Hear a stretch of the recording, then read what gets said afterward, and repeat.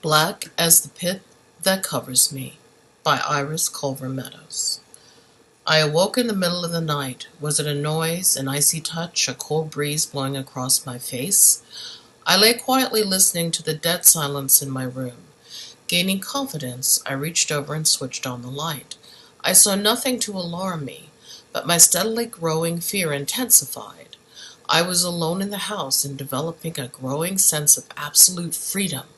I was without moorings of any kind, a completely freewheeling being, an intellect almost without a body.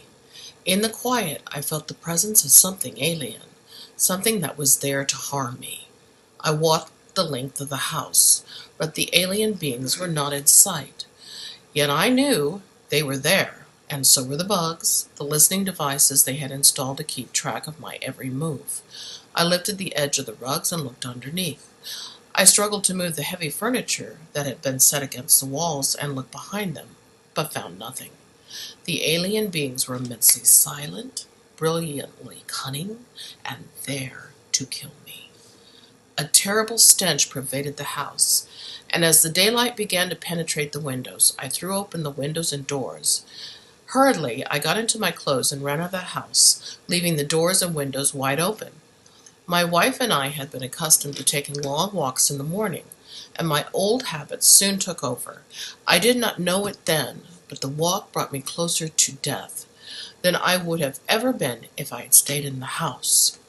Freed from the alien beings in what had become a house of horrors, I now came upon a far more formidable foe, myself. My energy and spirit were soon drained, and a growing depression flooded my spirit, until life seemed a useless thing. I got so depressed I didn't want to live. I knew where there was a reservoir full of water. I turned my step in that direction. By now the hot California sun was blazing down on me, and I got so hot I didn't think I could endure it. The water in the reservoir looked so cool and inviting that I wanted to jump in. I stood for a moment contemplating what I was about to do, and I decided that the sun was so hot it would soon burn me up. I lay down in the dam and waited for death. As I lay there scorching from the sun, I got so thirsty that all I could think of was getting a drink. I got up from my self-appointed deathbed and began to walk towards home. I passed a filling station and wanted to get a drink, but I didn't want to ask for it, so I went on. Finally, I saw a soda machine, and taking some money out of my pocket, I got a can of soda. Nothing in the world ever tasted as good as that soda. As I neared my house, I found that my old fear of it had somewhat abated. Neighbors had gathered in the street and on the sidewalk, perhaps curious of the strange condition in which I had left my house. There were children nearby, and I walked towards them, but they ran away. I entered the house and sat down at my desk, intending to pay some bills. I tried to read them, but nothing made sense to me. I picked up the telephone and I made a long-distance call to my wife. A few minutes later, an old friend came to me from my doorstep.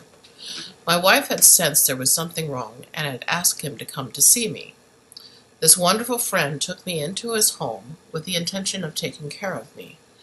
But during the few minutes he left me alone while he went to prepare a meal for us, I again got into difficulty. I went to the bathroom and, frightened at being alone, became convinced that those same enemy aliens were in the overhead light. I climbed up on the toilet seat and smashed the light with my fist. This brought my friend hurrying in to help me. He guided me out of the room so that I didn't cut my feet, and then picked up the glass. By now, he had finished preparing lunch for us, but I saw what he set before me as a revolting, toiled mess, and I gagged on it. At length, my wife arrived and immediately began the arduous task of getting medical help for me. This turned out to be far more difficult than one could imagine. The final result was that the psychiatric department of a major university agreed to accept me as a patient. I had difficulty following the arrangements being made for me But when all the plans had been finalized and we went to get into the car to go to the hospital, I felt compelled to make a last effort to convince them that I really was being pursued by enemies who were trying to kill me. "I'll show you," I said, and I ran into the street in front of a car. But the car stopped a few inches short of hitting me. At the hospital, the admitting clerk wanted me to sign papers, but I was afraid of what I thought they would do to me and refused to sign.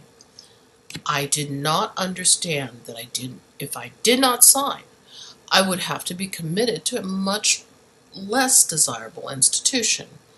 In desperation, the clerk told me that if I didn't sign the papers, he was going to turn me over to the policeman standing at the emergency door and have him take me away. This scared me enough that I signed the papers. I realize now that he was just playing a trick on me to get me to sign. I was given a shot and soon began to feel more peaceful and calm. This initial treatment was followed by 6 weeks in the hospital, after which I was released and sent home.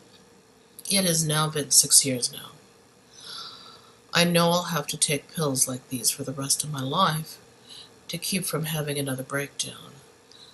Sometimes it seems I was under the control of a good force, and sometimes it seems I was under the control of a bad force. That was what was so confusing. In time, the bad force gained dominance, and he was found suspended from a tree in Peace Park, California. This is a true story of a man who took his life. This man was my uncle.